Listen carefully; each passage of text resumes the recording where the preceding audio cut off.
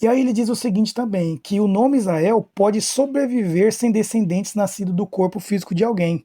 E aí eu vou pegar minha Bíblia Andrews aqui e vamos dar uma olhada. O apóstolo Paulo escreveu, ele vai dizer aqui o seguinte, em Romanos, o apóstolo Paulo, capítulo 2, versículo 28 e 29.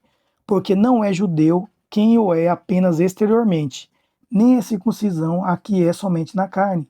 Porém, judeu é aquele que é o interiormente, e circuncisão a que é do coração, no espírito, não segundo a letra, e cujo, perdão que vocês não estão vendo aí, né? Não segundo a letra, e cujo louvor não procede dos homens, mas de Deus. Então aqui está falando que judeu é aquele que é interiormente. E aí lá em Gálatas, olha só que interessante. Em Gálatas capítulo 3, versículo 27 ao 29, diz assim, ó: Porque todos quantos fostes batizados em Cristo, de Cristo vos revestides.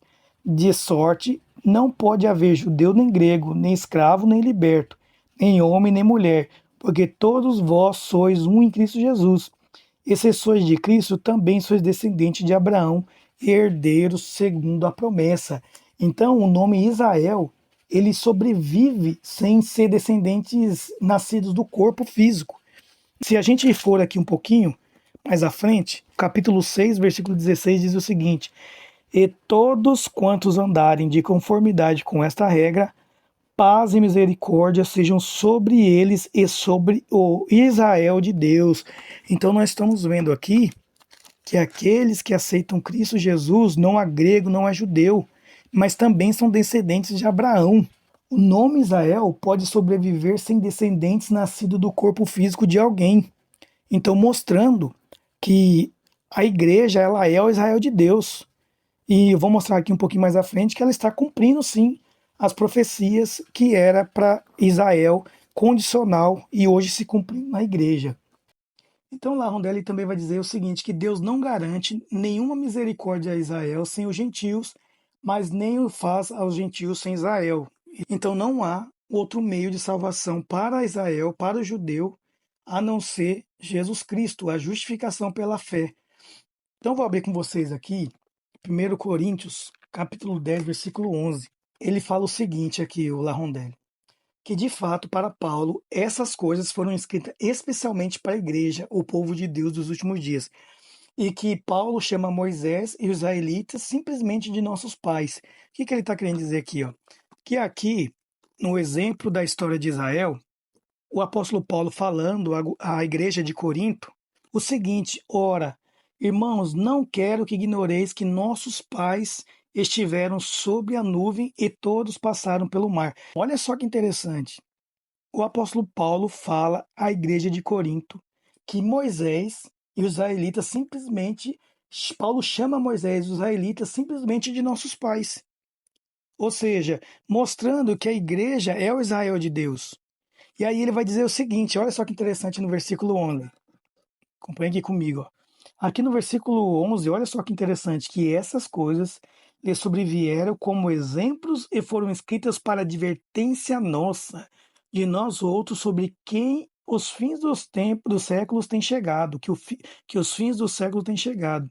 Aquele, pois, que pensa estar em pé, veja que não caia. O Larondelli diz assim que Paulo chama Moisés e os israelitas simplesmente de nossos pais, aqui como nós vimos aqui, e que, de fato, para Paulo, estas coisas, ou seja, a história aqui de Israel, foram escritas especificamente para a igreja, o povo de Deus dos últimos dias, mostrando que a igreja, ela cumpre, Israel de Deus, aquilo que a nação de Israel, eles não cumpriram, a rejeição do Messias, a rejeição de Messias por parte da nação de Israel, eles negando e apedrejando Estevão ali, cumprindo as 70 semanas de Daniel, o tempo de graça para a nação, como nação eleita.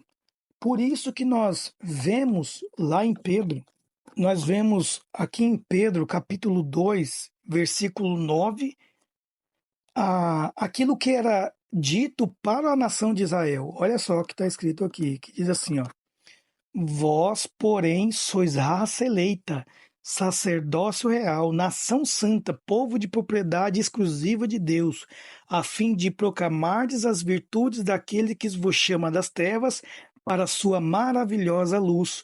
Então a igreja agora ela assume esse papel de sacerdócio real, de nação santa, de raça eleita. Esse versículo aqui, se a gente for lá no Antigo Testamento, Israel foi chamada de nação, de raça eleita, de nação santa. Se nós olharmos na nota de rodapé, quando fala aqui, ó, nação santa, vai dizer assim, ó, alusão a Êxodo capítulo 19, versículos 5 e 6. Essa passagem mostra a continuidade do Israel de Deus. E cita aqui Gálatas capítulo 6, versículo 16, acerca das metáforas usadas para a igreja. Então vamos lá em Êxodo capítulo 19, versículos 5 e 6. Diz assim, ó, olha só, agora, pois, se diligentemente ouvides a minha voz, olha para você ver a condição aqui, ó, como é condicional. Agora, pois, se diligentemente ouvides a minha voz e guardardes a minha aliança, então sereis a minha propriedade peculiar dentre todos os povos, porque toda a terra é minha. Vós me sereis reino de sacerdotes, de nação santa. São essas as palavras que falarás aos filhos de Israel. Então, Israel, como Israel caiu, rejeitou o Messias, então Deus agora cumpre essa profecia, esse chamado para a igreja. Em 1 Pedro, perdão, 1 Pedro capítulo 2, versículo 9. Vós, porém, sois raça eleita. Ele não está dizendo se, ele está falando vós, porém, sois a raça eleita, sacerdócio real, nação santa, povo de propriedade exclusiva de Deus, a fim de proclamar as virtudes daquele que vos chamou das trevas para a sua maravilhosa luz.